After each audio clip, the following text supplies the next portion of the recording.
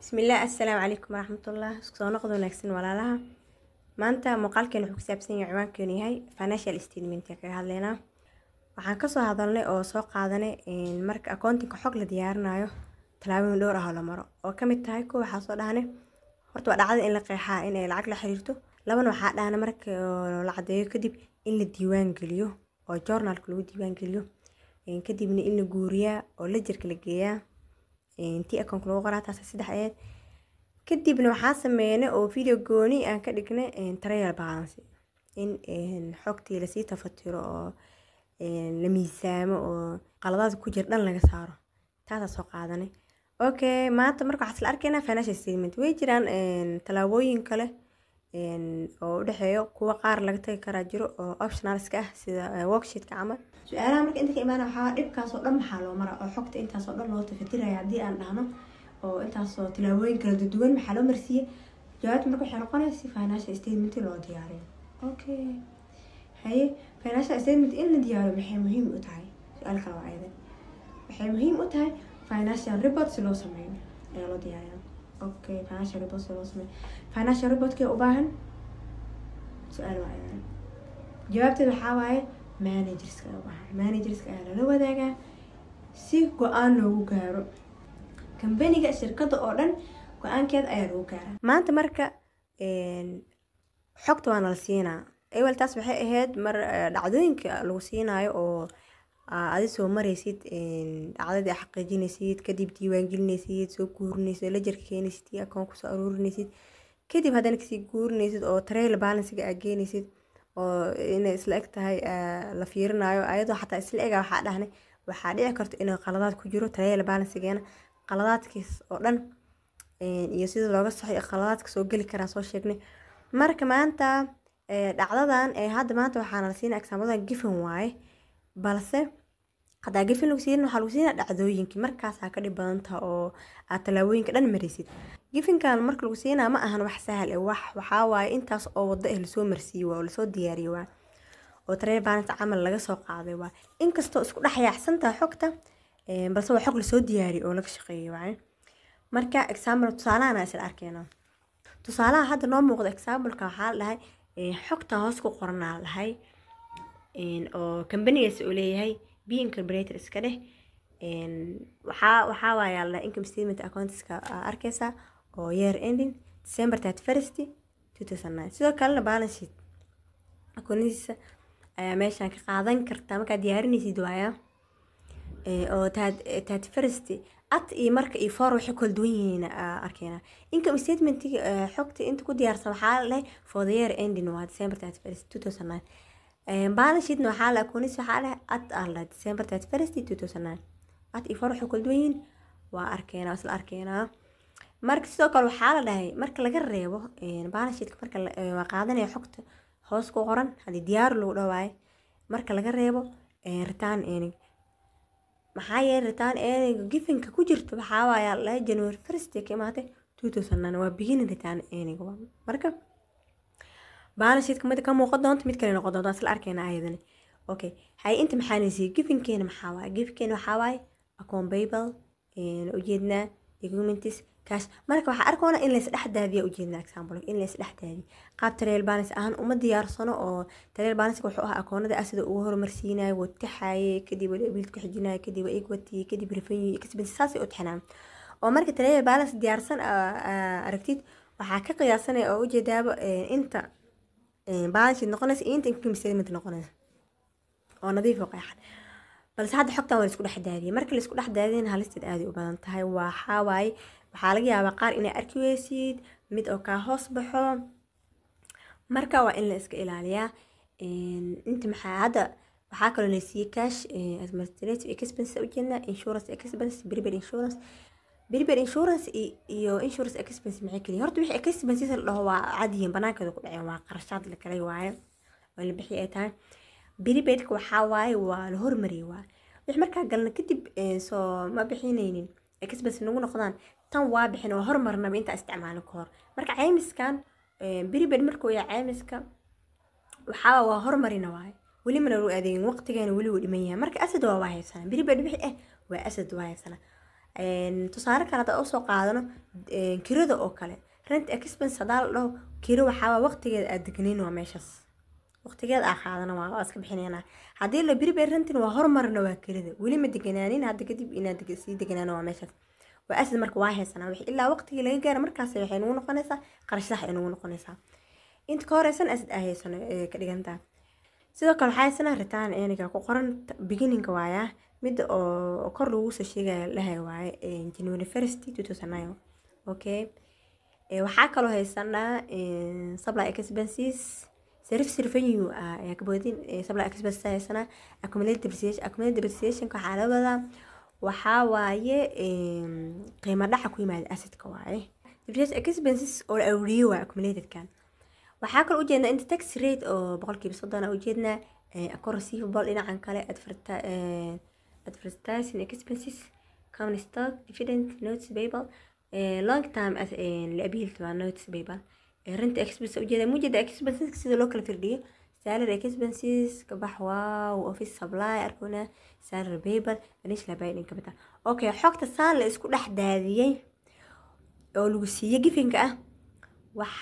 waxa diirada saaray wixii lagaaga diro xog saan u badan lagu siina ama ha yaraat ama ha badnaat hadii xog lagu siiyo waxa diirada saaray wixii lagu diray instruction ka akhrinay inta aad waxba ka shaqeynay waxba diyaarinin instruction ka akhrinay muhiim waa tiiba marka imtixaan ku jirto muhiim waa instruction ka dhowr jeer ku celi oo akhrin markasta muhiim tahay oo waxa la raba ogaanay okay hada instruction maxaana la leeyahay waxa diyaarisaa aan diyaarsiin aan lahay income statement ya diyaarnayna statement of return earning iyo classified balance sheet diyaariyaan lahay of B incremented iska dheh year end 2009 intaasana loo diray okay waa inaad diyaarnaa koo maxaa ka bilaabeena income statement ka bilaabeena ayada ugu hor diyaarina la xogtin waatan analysis oo isdhaxdaasanta anaga marka nagal raba in aan aqaano wixii akoonada inta ku qoran inta income statement ay ka qaabilsantaa anaga ayaa nagal rabaa okay marka waxaad weydiinayna horta income statement-ga maxaa lagu diyaarin jiray muxuu qaabilsanaa profit iyo la soo sheega horta income statement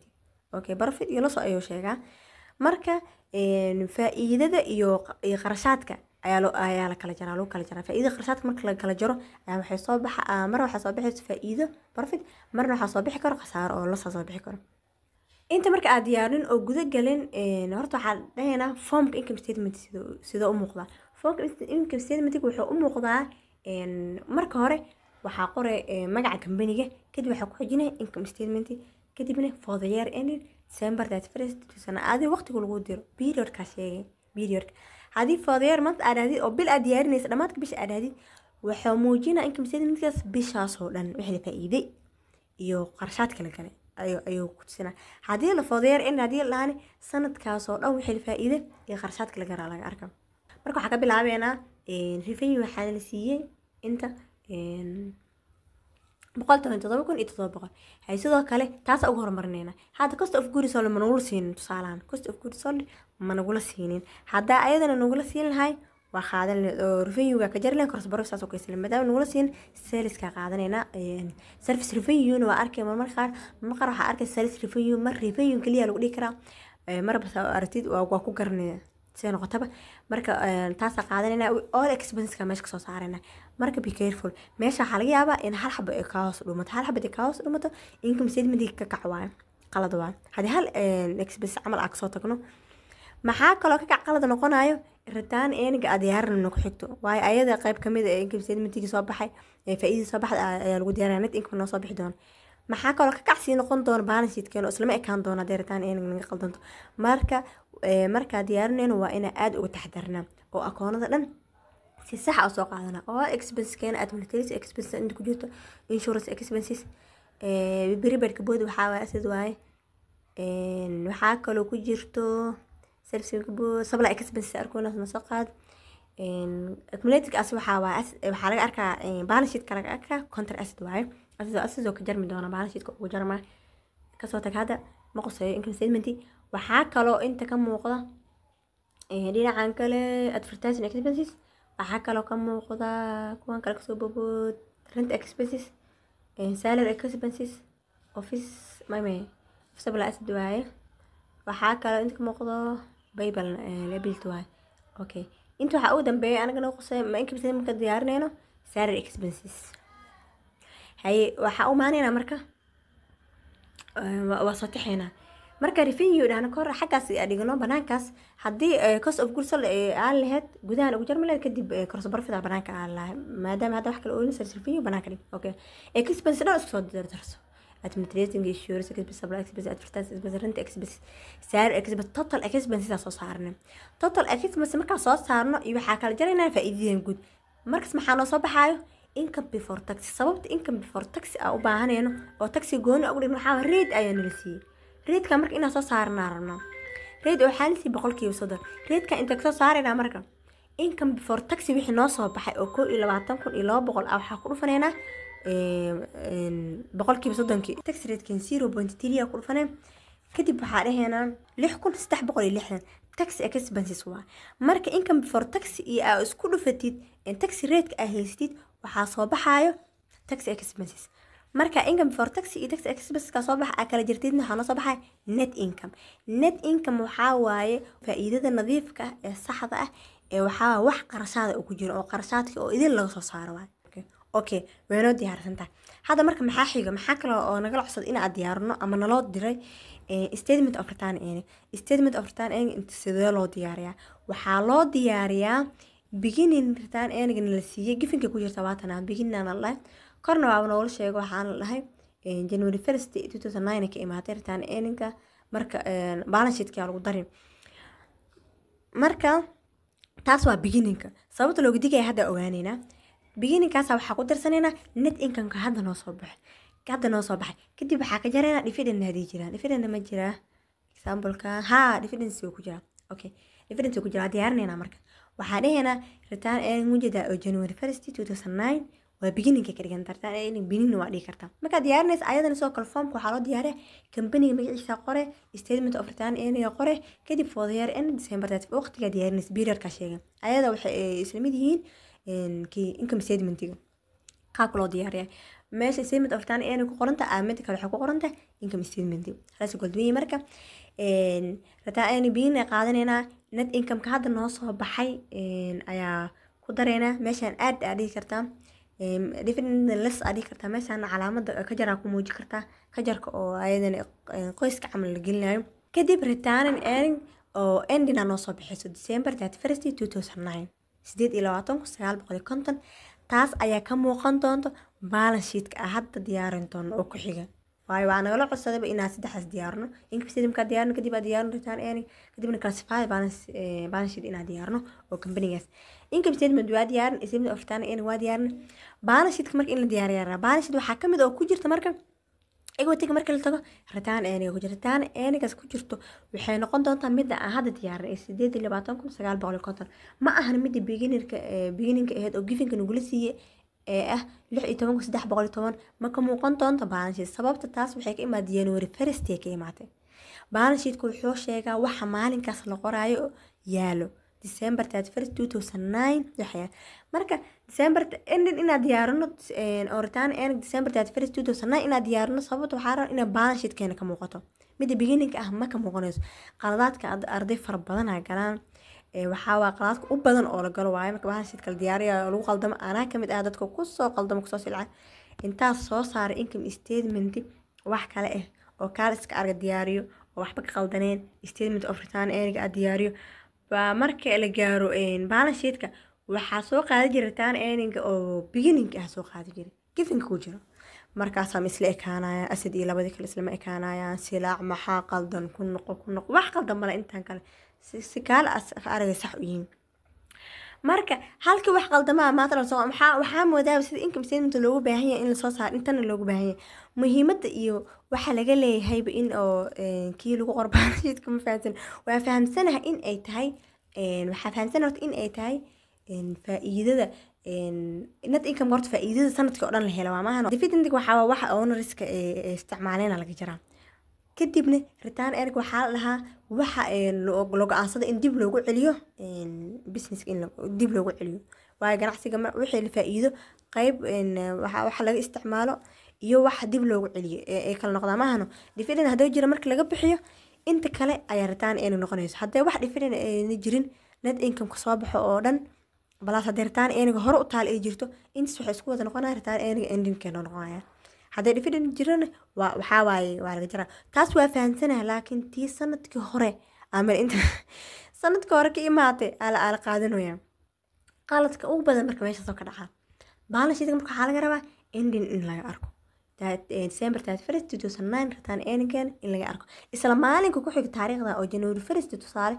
taariikhdan December 31st 2009 waxaa ku xiga maalinka ku xiga waxaa waa January 1st 2010 ritaan eeniga waxay isku bedeli doontaa beginning noqon doontaa beginning ritaan eeniga noqon doontaa sanadka kale hadhow marka diyaarinaan waxaa dhici doonta ayadana inay beginning ahaan loo isticmaalo okay balance sheet asiga marka waxaa kaloo nala weydiiyey oo saddexaad inaan diyaarino calcified balance sheet inaan diyaarino okay balance sheet la kala saaro kala iska haragaye balance sheet marka la diyaarinayo formkiis waxaa waaye company magaciisa qore balance sheet ka qore kadib at December 31st waad waqtiga diyaarinaysa at raacina ama hadaa raacina waqti kaliya shay like for the year ending ma dhihis am for the month in wax ma lagu arkay balance sheet way balance sheet maalinkaas ayuu ka hadlaa wixii yaalo iyo wixii lagu leeyahay iyo wax dad ku leena waa kaas waa diyaarinayna balance sheet calcified aan la calcified dana loo waa in aan kala saarnaa asad xataa kaaran inan kaaran in aan kala saarnaa waaye lebil sidoo kale waa diyaarinayna marka aan diyaarino asad diyaarina kaaran asad horta kaaran asad inan kaaran maxay kaliina adahno kaaran asad waxa la dhahaa waa asad aan isticmaali karno tusaale cash ah ama sanad gudihiisa cash ku noqon karo hadii badacadana la iibin karo hadii akorsi bilyan la soo aruurin karo kaaran asaas la dhahaa wax sanad gudihiisa cash ku noqon karo ama cash ah kaaran asaas soo ma ahan okay nan kaaran waxa la dhahaa waxa waaye waa hanti company shirkadda ay leedahay oo leh nolol ka badan hal sano ay leedahay tusaale gaari oo shirkadda ay soo iibsatay iyo guriyo iyo waxaas shirkadda ay leedahay ama qalabyo ay shirkadda leedahay oo leh nolol ka badan hal sano ayaga marka waxa ku dhacaa qiimo dhaca ku yimaada al xisaabiya oo depreciation ayaga ku dhacaan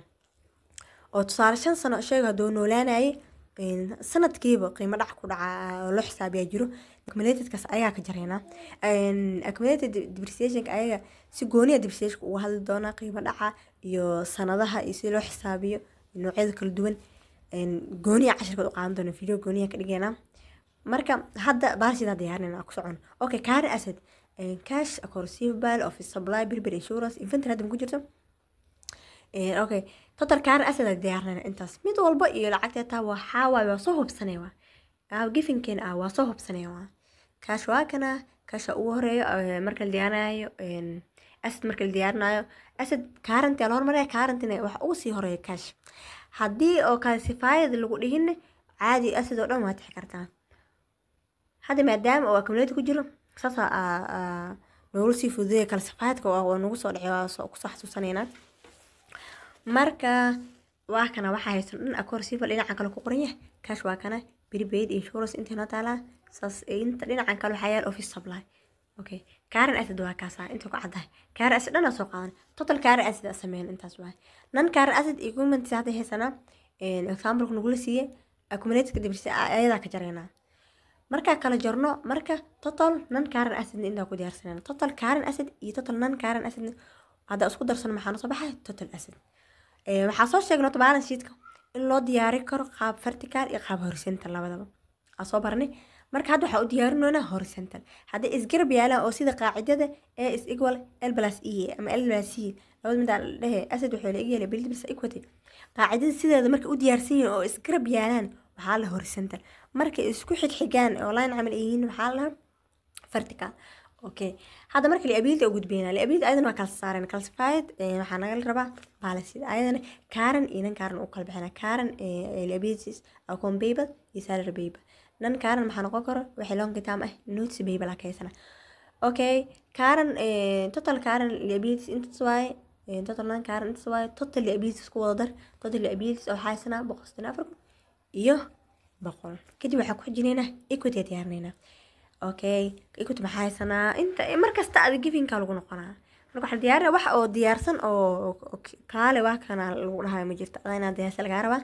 equity maxaa haystaa inta u jeeda comment paid in capital kan waxa la dhahaa waa lacagta dadka shareholders owners ay bixiyeen taas oo ka badan bar value taas ayaa la dhahaa paid in capital marka hadda common stock haysana bearing capital haysana iyo sidoo kale return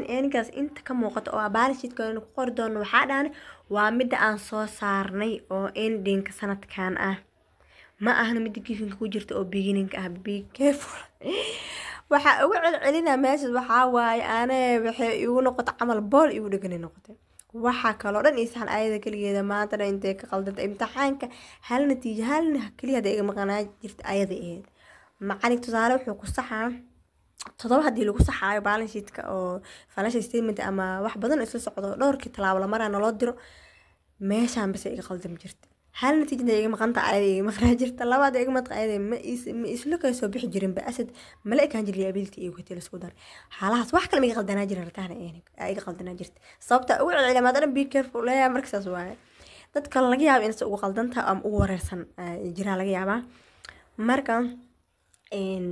waxa kale marka ay ka qaldanto asset total waxa la rabaa assets iyo inay isla ekaadaan total liability plus equity inay isla ekaadaan rabto waxa soo saaran total equity soo saarnayna waa ka intaas total liability iyo total equity isku dar marka total liability and equity intaas oo la egta inay isla ekaadaan rabaa hada waxa inta ka muuqato total assets inay yahay 188 kun iyo konton intana 188 kun iyo konton neefa ka soo faqay alxamdulillah hada isla ka neefa ka soo faqay hada isla ka weyso hawareerin ko horta waxa fiirisaa equity qaybteed imaam rataan inay ka qaldantahay fiiri hada beginning ka qaadata qaladka meesha kaliya ku jira ending ka qaad inay isla egtaa fiiri hada taas ku saxmato marka hore marka soo guurinaysa ka asad hada ka taxdartay oo aqoonadiisa dhan si sax ah u soo guurisay liability soo ka si sax ah u soo guurisay ayaga problemka ma imaadon waxa ay qaldamaan marka equity ku noqon rataan rataan ku noqon hadee lacal ayadoo ending qaadataan ending adoo qaadatay hadee balance wili isla si ekaan waayeen markaas income statement-ka qalad ka jira waa income statement-ka adoo ka qaldamo rataan ma ka doo qaldamaysa income statement-ka maanta marka meel ka shaqeynayna aa joogno sababta oo leeyna waa in hubsanaa oo xaqiijinaa oo saxnaa ka taxtirnaa saas waay si aan ugu soo noqon waxa dhan waa iska dawada qaldamayaan hadoo income statement-ka qaldamo oo ka kac noqdo rataan ka kacwa balance sheet ma soo baxay misla kaana ka kacwa aan isku darsanay laakiin marka ay labadaas ku saxan yihiin balance sheet-ka wuxuu kaaga qaldami karaa in rataan beginning-ka soo qaadato taas ku qaldamtay taas ayuu kaaga qaldami karaa meesha hadii qalad ka tahay way fududahay taas waa soo qaadanay ma fududa markay ka maqanta ku wareeraysid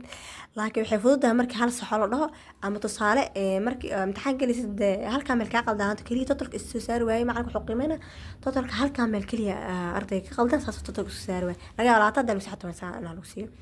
laakiin marka income statement-ga oo ka kac noqdo kan ay ka daba darsanto waxa waa qiimo badan wax badan ka maqnaanaa natiijo badan ka maqnaanayso balse qalad waaye hadduu noo soo baxo isla ekaansho total assets in la eegin total liability equity alxamdulillah horta neefaan kasoo foqday tusaalaha waa isla aragnay tusaalahan labaad isla arkeenaa tusaalahan labaad information kana la siiyay oo a corporation aad ka mari magaciisa xaraf laga soo qaaday hay wareerina la shikadan sanadka 2009 kana la siiyay waxaa diyaarsaa maya xogta saana u qoran tahay cost of wood soil cost of wood soil markaa maqashid hore meesha qusaysay meesha tagto waa inaad ku ogaataa inventory analysis selling expenses interest expenses salaries utilities expenses sales revenue ujeedna eber hore maxay ahayd service revenue hada sales revenue kaligeedna la dhihi karaa soo aragna account receivable analysis administrative expenses analysis interest revenue advertising expenses waxaa kaloo kala ujeednaa taxing rate ay analysis okay maxaana la weydiiyay markasta muhiim waa instruction kala akhriyo maxaana la weydiiyay prepare a multiple step income statement prepare multiple step income statement hadaa lagu dhaho income statement diyaar kaliya waana la dhihi karin laakiin multiple steps ayaa loo dhahay multiple step marka la dhahayo waxaa la rabaa in expenses xataa kala qaadno oo u kala qaadno operating expenses iyo other expenses in kala qaadno sida hadda classified balance sheet aan soo dhaakay hore income statement kaliya la wax classified mana la dhihin multiple laakiin classified balance sheet aan soo dhaakay hore tusaale hadda soo qaadaneen kan waxaan ugu la dhahay kaliya income statement ina diyaarinaan la weydiyo horta weliba aan u diyaarino si maxay ahayd multiple step oo la kala saaray operating expenses iyo waxa kala saarayna iyo other expenses waa kala saaray weliba cost of goods sold ku jirto ayadana waxay noqonay revenue iyo cost of goods sold marka la kala jaro gross profit in la soo saaro kadib operating expenses laga jaro operating income la soo baxa other expenses in laga sii jaro kadib income before tax la soo baxa tax rate ka lagu dhufana waxaas tax expenses ay noqonay waa iska jareena kadib net income la soo baxay yacni kii hore waa ka isteebiyo badan yahay wuu ka dheeraana income statement ayada waxaa soo barnay in vertical qaab ah loo diyaari kariyo marka uu ka wadooyin dheeraana hadda marka tusaalaha waxaa lagu weydii kariya income statement inaad diyaarino oo multiple step ah laakiin waxyaabaha la siiyey waxaa ka mid ah marjandas inventory aan la siiyey inventory ma qosas income statement marka ha dhihin tan ma u qosas maxaa la siiyey inta kale waxaa ku qoran account receivable maxaa la siiyey ma dhaheena anaga inta naga qosaysa ka qaadanayna haddii la rabo xogti balance sheet oo dhameystiran la siinaa iyo tii income statement kadib waxaan lahaa kali income statement diyaari haddii la rabo waxaa waxba diyaarin tusaale imtixaan ku jirto waxaa lagu dhihi karaa waxba diyaarin warqada magacaaga kelinta ku qortid qalinka sisaa waxaa la rabaa markas instructionka in akhristo muhiim waa instructionka in la akhriyo waayo wixii lagaa rabo waxaa la doonayaa wax ay tahay in aad samaysid oo compulsoryga aa meesha ka ogaanay imtixaana qaar mar qaar waxaa la dhahaa taas ka jawaab taasna isaga tag imtixaana qaar waxaa aragnaa 5 su'aal markay tahay waxaa lagu dhahaa ama 7 su'aal ay tahay 5 ka jawaab oo midaasna ay qasab tahay oo ku jirto mid ka mid ah camalaalo cusana ay qasab tahay marka inta kale xora u leedahay in labada aragti ka tagto markas instruction in ay akhriso muhiim waayo ina ku daashado marka wada jawaabto waqti kaaga dhamaado waa la fiican instruction kala akhriyo hada income statement kaliya loo diray oo noocaas ah ay asaga diyaarinayna xogta kalena ma qosayso xogta income statement lagu diyaariyo waana qaana waa faa'iidadii iyo maxay qarashaadkii waxa soo kala jaray waxaana soo baxay profit la soo lagu ogaay ama faa'iido ama khasaaro waxa galnay ay ogaanayna okay hay waa tagayna waa diyaarinayna waxa ugu hormarinayna waxa haysanaa sales revenue cost of goods sold hada aragtay sales revenue kala jarkooda waxa haysanaa cross profit ay gudaha ku soo kala jarayna banaanka soo dhiganayna tagaan operating expenses waxa dhan tahay sales expenses sales expenses utilities expenses waxaa kaloo expenses oo haysanaa oo operating ah advertising expenses haysanaa iyo administration expenses okay interest expenses interest fee ay other expenses waa inta oo operating ka soo taxanayna sales expenses administration expenses sales expenses advertising expenses utilities expenses alaas marka waxa dhahayna total operating expenses total expenses ma ahan waa total operating expenses marka korab ciwaan waxa uu sameeyay operating expenses la expenses kalimis kaliis maadaama uu dhabaltabal step income statement diyaari ay inta marka waxa noo soo baxaysa marka total operating expenses marka noo soo baxa ka jarayna cross profit keena waxa noo soo baxba loo operating income ee waxa ogeyn income before tax ina soo saarno tax rate la ku dhufan maano operating income noo soo baxan kadib waxa ka jiraan other expenses maxaa ka haysanaa interest expenses iyo interest revenue labadaas aksi jirayna waxaa noo baxaa marka hadda noo soo baxayo income before tax soo dhawaan horta neef yar hana soo fuqdo waa hadda noo saxanta waa hal expenses hadda ka soo tagal meesha ka kacay noqon sheekadeen hal expenses hadda naga hoos baxo baaba waxay noqonay wax dhan ka kacay noqonay qalad tusaale inta maxaa ku jiro هذا طوال advertising expenses طوال كسر تقني expenses كنا وحكا قلدما total operating expenses هذا قلدما operating income قلدما وحان كلمات نسي وديد أو tax rate أقول فنس لما قلدما يعني ماشي مرك خلاص صباح هيا عادي نقني هذا مرك هلا هو بصدق أكون نسي صح سوجوري مرك الله هذا هذا مرك income before tax مرك نص صباح tax rate كان محو عليه income before tax 6.8 تكون مرك هنا وحاليا tax rate محنسي صدنيشان boqolkiiba okay 300 are 308 kun waxa ku dhufaneena 0.35 ku dhufaneena waxa noo soo baxayo 107 kun iyo 800 tax expenses aan la taas tax expenses marka rate iyo isku dhuftid income for tax wax soo baxay waxa la tax expenses kadib ayagana kala jar waxa noo soo bax calaamada ka jarka in lagu muujiyo qoyska camal ah fiican waxa noo soo baxayo net income waa faa'iido saxda ah ee nadiifka ah ee wax qarshaad ah ku jirin oo qarshaadka oo idil laga soo saaray bas inta la nagu weydiin karo marka waxaan leeyahay kali diyaariyo maxay ahayd income statement diyaariyo ayaan weydiiyay waa diyaarinay haye marka income statement marka la diyaariyo maxaa soo baxo waxa soo baxayo net income ama net loss labadaas mid ama faa'iido soo baxayso ama khasaare marka sababaha go'aanka loo gaarin lahaas waa hada qasaarno soo bax maxaa dhacay intee wax ka qaldan yihiin maxaa iska saxnaa si oo khasaarahan u yareeno ama faa'iido u keeno khasaaraha dhan meesha uga saarno haddii faa'iidada soo baxdana asbarbar dhigayna faa'iidooyinkeena hore iyo tan yaa badan hore ma u soconaa faa'iidooyinkeena sanadihii hore dhan iyo sanadkan iyo sanadka hore isbarbar dhigaas la sameeyaa sababta la dhahayo report waxaa lala wadaagaya managers si go'aan u gaaraan saas waaye balance sheetna waxaa la dhahaa balance sheetna asiga waxaa la dhahaa maxaa haysanaa asad cash tusaale maxaa haysanaa account receivable maxaa haysanaa oo leenahay asadka shirkadda oo haysto oo tusaale comments iyo lendis ee hadday jiraan deena maxaa nagula leeyahay oo maalinkaas waqtigaas oo la qoraa balance sheetka ay cadeynay deen maxaa tusaale nagula leeyahay oo ay tahay inaad iska bixin waxaasoo dhan igu wati kartaan eeninka intoo leeyahay waxaasoo dhan ayaa ka muuqda kii balance sheetkan ayaan sidaas ayaa dhahna go'aano ayaa lagu gaaraa deenteena waxaa ogaanayna awoodeena intee la egtahay awoodeena aan ku bixi karno deenta nagu leeyahay intee la egtahay xataa dad banaanka ka imaado oo shirkadda inay share ku darsadaan raba haddii jiraan ayagana financial statementgeena qiimeynaya okay labadaas waxay ahaayeen example hadda waxaa arkaynaa problem arkaynaa problemka ayadana given maxaana la siiyey waxaana la siiyey company-ga magaciisa adi ti magaca xarafka laga qaado informationka hoos ku qoran tan marka waa idin diraa dadka videoga daawanayo kasoo shaqeeya dadka soo shaqeeya oo saxa video kan xigo insha Allah aan ku xisi doonaa marka xogta hoos ku qoran lagu siiyey income statements akoonadiisa oo dhamaadka sanadkaas meesha ku qoran December 31 2009 sidoo kale waxaa lagu siiyey balance sheet asigana return earnings gifanka ku jirto waxaa lagu dhahay be careful waxaa waa mid beginning sanadkan ahayd mid ending ayaan ka muuqan doonto balance sheetkan okay digniinta soo sii dira gifankan maxaa ka mid ah account payable aan la siiyey land cash land marka arkaysidba hore leegsi ogaa in uu yahay non current asset inuu yahay horksi oo lacala wax accumulated da aragtid asiga ka jarmaysa contract asset waaye balance sheetkan ugu jarmay meel kale ma qosayso sidoo kale expense ujeedna expense marka arkaysid hore waxa ana ku xasuustaa la rabo in income statement ku qosayso midii ay kaaran mid operating expenses iyo midii other expenses inaad si kala garan kartid ayadana waa la rabaa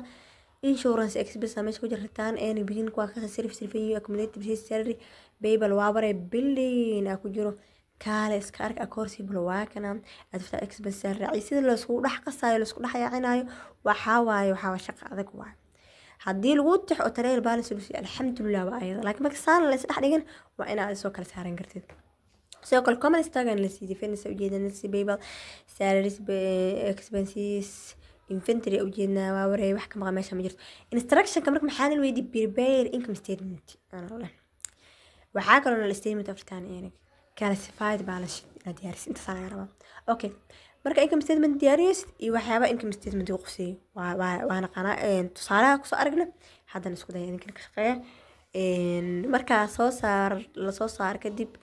income statement waxa ku xigta statement of return iyo balance sheet okay problemkeena labaad ayaa ayadana waa kana waa direena problemkeena labaad waxaana la siiyey company magacaas leh statement akoonadiisa balance sheet akoonadiisa return earning oo beginning oo given kan ku jiro dhan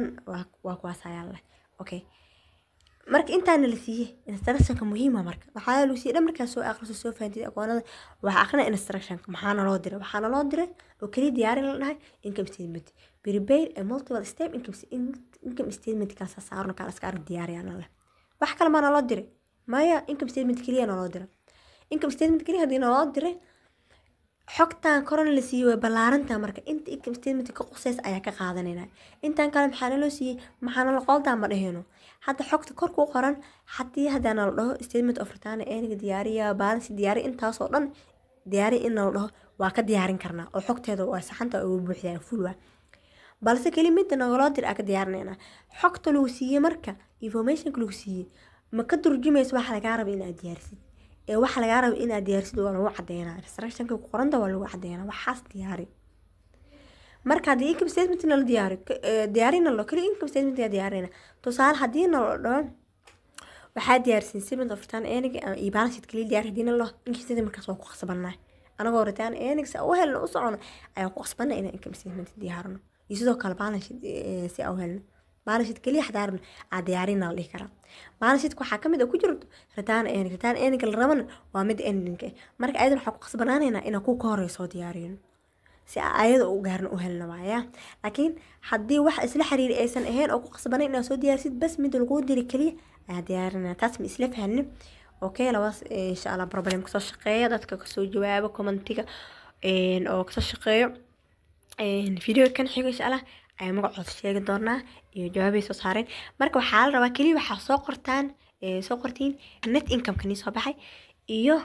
waxaa kaloo soo qoris tax rate waa haystiin mujidiina hada inta ku qoran tahay problem kalan ayadana sidoo kale rate ku qoran marka waxaa soo saartaan oo kaliya nigan rabaa net income-ka iyo sidoo kale waxaa sheegaystaan return ending-ka midani soo baxday markaa ka shaqaysan kadib